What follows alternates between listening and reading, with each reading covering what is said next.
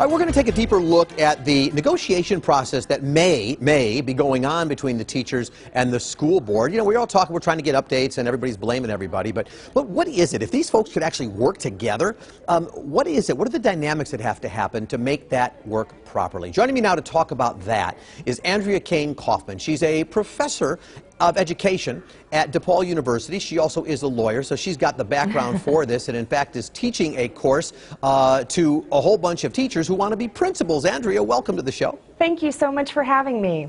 So the only way to resolve a problem like this is if you can get beyond the positions that people are stating and get to the underlying interests and what it's all about. But how do you do that when nobody's willing to trust anybody on the other side of the table? Right. Well, I definitely heard today a lot of getting to yes lingo, like you say, where they were able to get beyond the positions, for example, the evaluation, and look at their underlying concerns and work together to come up with options for mutual gain.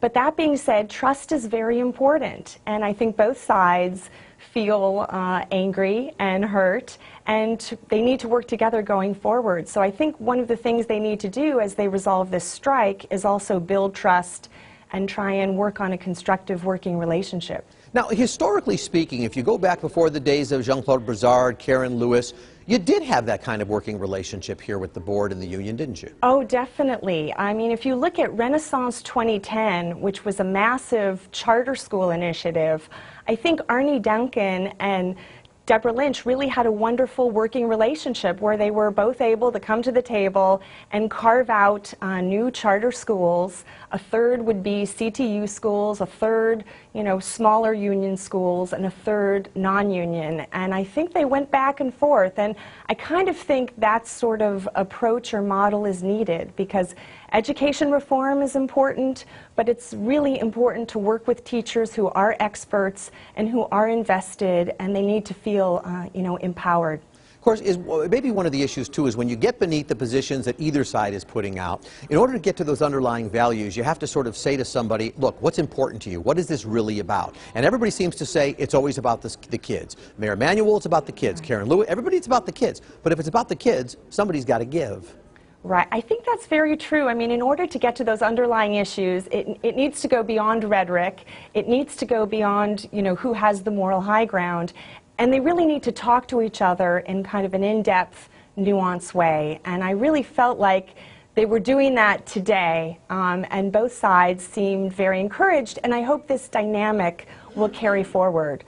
All right. Let's get our viewers. Our viewers love to talk about this topic. We've got Lauren from the north side of Chicago joining us. Lauren, good evening. Welcome to the show. Lauren, are you with us? Go ahead. Do we have Lauren? I'm not hearing Lawrence. Oh, there we go. Lauren, are you with us? Yes, I am. Okay, you're on. Go ahead. Hi, I would just... Yes, I am. Go ahead.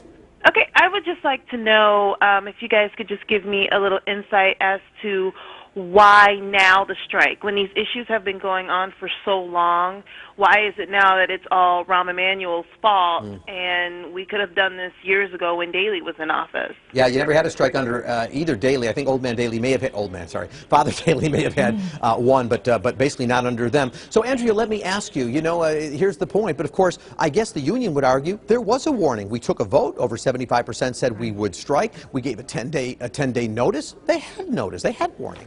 I do. I also think this has been a build-up. I don't think the mayor and the union got off to a good start.